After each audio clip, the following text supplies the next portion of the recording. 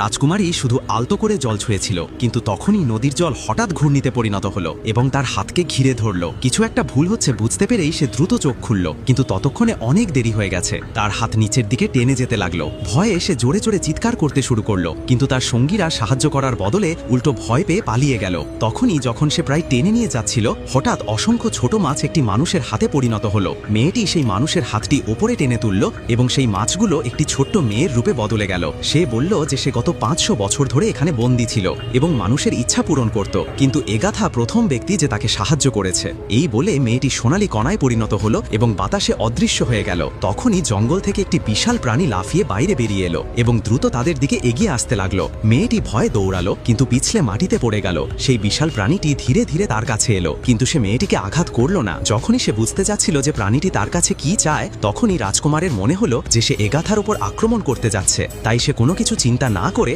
সরাসরি তার উপর তার জাদুকরি তলোয়ার ছুঁড়ে মারল, যার ফলে প্রাণীটি সঙ্গে সঙ্গে ভেঙে গিয়ে একটি হাড়ের কাঠামোতে পরিণত হলো।